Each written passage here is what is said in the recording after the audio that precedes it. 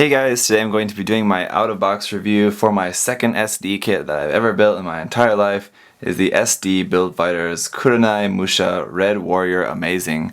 I'm going to try to stick to using that name or some form of the name throughout this review, but I'm sure I'm going to be using a mixed match of Red Warrior or Kurenai or just Kurenai Musha. I don't know. Just bear with me on the name because it's a very long and ridiculous name if you ask me. But I'll just be trying to keep it short with using it in some sort of shortened form, I think. So anyway, this kit was of course provided to me by Mind Phoenix Hobby Store, so a big thank you right off the bat to them for sending me this kit to share with you guys. I don't normally particularly care too much for SD kits, but I know a lot of you guys do, so I'm really glad to be able to just build it up and share some of my thoughts with it for you guys, because I know maybe some of you guys are interested in hearing about this kit. So this one, compared to the first SD kit that I built, which was an old 2001 SD kit of just the Zaku 2, this one is obviously much more complicated and much better in terms of a lot of ways. I mean, personally, I like the look of the Zaku better, but that's just because I don't particularly like this Musha style for like the SD kits. I like just the normal design of just the Zaku 2 better. But this one is definitely a much better kit, I can say overall. There's a lot more articulation, there's a lot more parts here just in general, there's a lot more stuff that you can do with it, so I think it's definitely the better kit. Overall look, for whichever one you like better, is just going to be up to your own personal taste. So as we can see, there's a lot of stickers on this kit. It's a very sticker heavy SD, as I've been aware that a lot of SD kits are. Just to show you once again the sticker sheet, here it is. You can use 2 of the eyes, but not all 4 at once. So I chose eyes 1 and 3 on there right now, or just the one, just the normal cute eyes. And then there's also these extra eye stickers for looking left, looking right. I figure those probably aren't too useful unless you have a very specific pose in mind, so I have not used those. All the other ones though I have used, and that is going to include the silver for the tops of the blades, these black triangles on the head and shoulders, those are stickers. The red, yellow vents in there, those are stickers. The yellow and red and black parts all here on the front skirt, that's all stickers. The yellow vents here on the side of the head, that's stickers. Inside the head there's going to be more stickers in there. Not really too much on the back. This red part going around the shoulder armor, that's stickers. And yeah, so I think you get the idea, a lot of stickers on there. So this does have a few accessories, and this does have a bit of a mode change in it, in that the parts can come off and form that extra like standalone cannon. So we'll talk about that, but first I just want to show you some of the articulation of the kit. And before I get into the articulation, I want to point out this one part here in particular on the back of the head. This clear piece, which as I mentioned in the unboxing, I think is supposed to be clear blue in the anime. Now it's in this clear, just smoke clear color. This falls out very, very easily. Now maybe it's not going to come out now because I'm saying that, but it usually comes out very, very easily, just like that. It's just resting up inside there with these 2 pegs, but there's not a whole lot of friction in there, so it's just very, very loose to come out and go in. So I'm just going to leave that out for now, just because I know it's going to come out as I'm moving the kit around. So we'll just leave that out for the time being. And start here with the head. The head has a couple layers to it, so we'll start off just with how it is now. It is able to turn and move up and down only a little bit, really, only like that much. It's not really too much to talk about. One thing that I will point out is that I hope you guys can see pretty well. There's this like flame detail going around on the chest and on the head. That's pretty cool. If you brought that out with some painting, or at least just some panel lining, it's going to look much, much better. But I think you guys probably know that. If you guys have built any SD kits, you probably already know that painting is pretty much required for SD kits to make them look really good. So yes, the head can turn around and do all of that. Here, the hair on the back of the head is quite well articulated. It's all one piece, but it's on this ball joint that doesn't really fit too tightly on, but it is able to move pretty well on. So it is pretty dynamic if you want to have the kit like flying off to the side like that. The hair is going to look pretty good. Of course, underneath it's just hollow, empty, but I don't know, it is an SD kit, and I mean, it doesn't look too bad like that, so I'm very willing to forgive that. These knives on the head are able to come off, of course, then they can just be held in the hand as weapons, So we've got those, and of course there's two of those. That's just one big silver sticker that you're going to slap and wrap around the edge of there. Doesn't really look too good. Hope you guys can see it, especially around the edge. There's definitely going to be some sticker edges, very noticeable there. This part here on the forehead is a little bit strange. I don't really get this. But this part is able to be, it's supposed to be plugged in the bottom slot, but I think you can plug into the top slot as well. I guess maybe that's just your choice. I didn't see it in the manual as being an option. It just says to plug it into the lower one. But I guess if you want, you could plug into the higher one.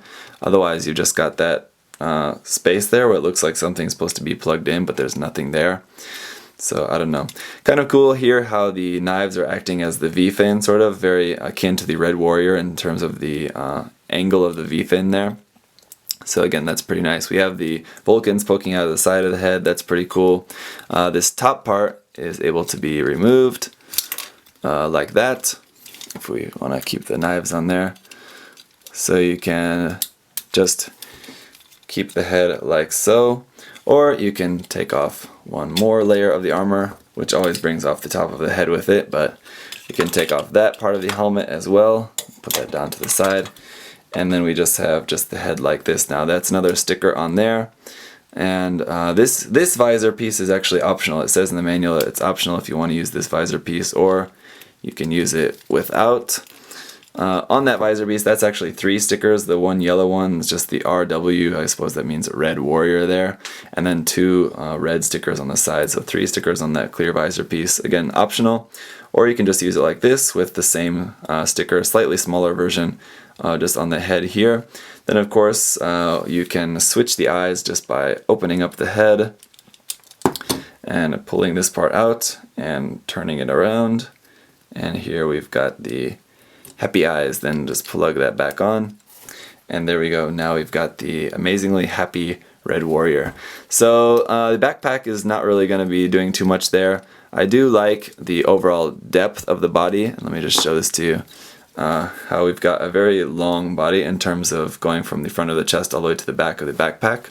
Looks pretty cool. Speaking of the chest, here is just the normal chest of what we have just normally, and then this is a separate chest piece that's going to plug onto there.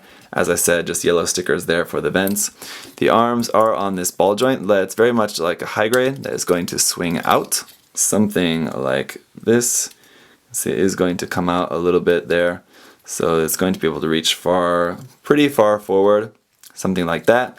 The shoulders are just there on a ball joint so they can twist around. The arms can move up. Only about that far, not really too much, because then this lower arm part, as you just saw, is just plugged into there via a ball joint, which is not cooperating, but you'll just have to trust me. This shoulder armor also comes off, so that's just the normal shoulder armor. This is going to come off for a particular reason, which we'll look at when we look at the cannon.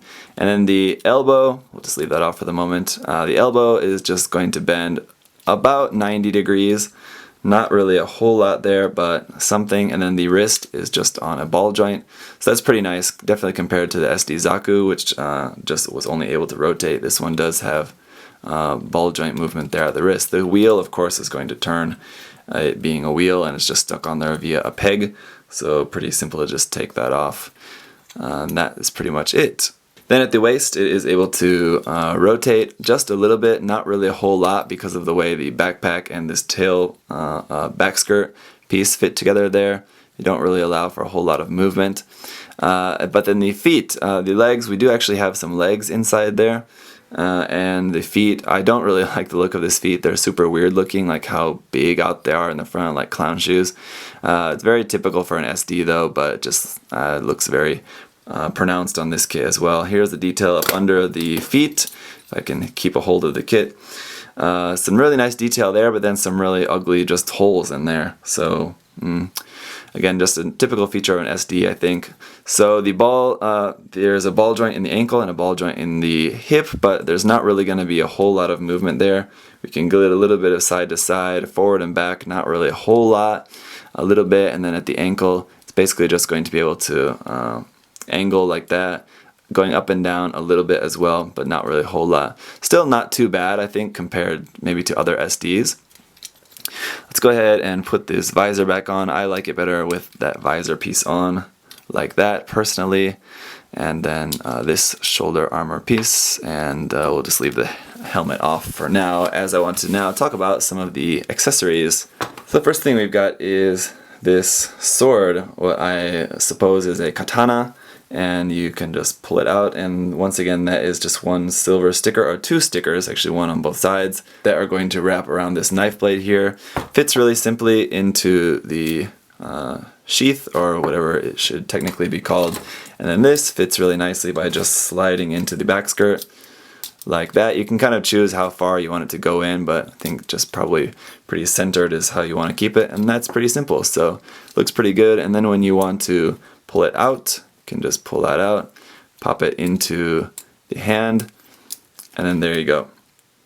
Very happy about going into battle there. So yeah, I like the sword quite a bit, but then we do also have one more weapon, and that is this cannon. Now, as we saw in the instruction manual, I thought that this was going to be, we had two different option pieces for the end, just a regular cannon or a Gatling gun, but turns out that it's just the same piece, we just switch it around. So here it's just the cannon version, but if we pull that piece off, you can see on the inside, there's our Gatling gun, so we just turn it around, and there you go. You can choose if you want that to be a Gatling gun instead of a cannon. So there's no other articulation or moving anything with this cannon. There's no other stickers on it. It's just I think maybe just 2 or 3 pieces here, and then just this piece for the end. So let's just keep the cannon part on there for now. And this plugs in onto the backpack. You can plug it into either side. As we can see, we have a peg on the left and right side on the backpack. The other end of that, either on the left or right side. I think it looks better on this side, so that's where we're going to keep it. Plugs onto there like that, and then can come down over the shoulder like so. So very simple. Let's just, for demonstration's sake, we'll put the head back together here, and there we go. Nice and simple, but effective, I think. Of course, it's going to look a lot better if you're just actually painting it up and not using the stickers, but the stickers do not look too bad on there if you're willing to live with them being stickers like that. But I think definitely painting this kit up is going to help quite a lot. The inside of the wheels being just empty like that is a little bit unsightly, I think, but you'll definitely have to do a lot of puttying to fill those in.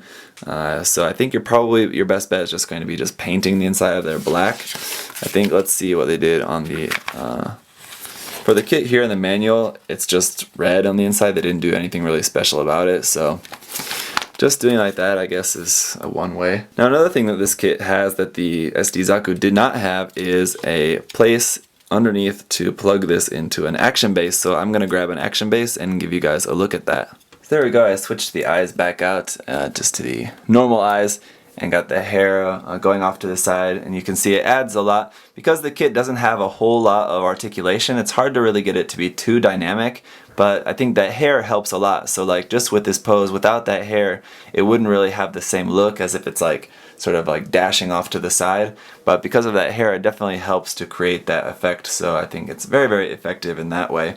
I still have that clear piece off the back of the head, just because I just don't really want to deal with it still.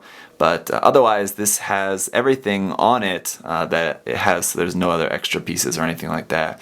If you're going to be wanting to keep everything together, you should have no problems doing that with this kit.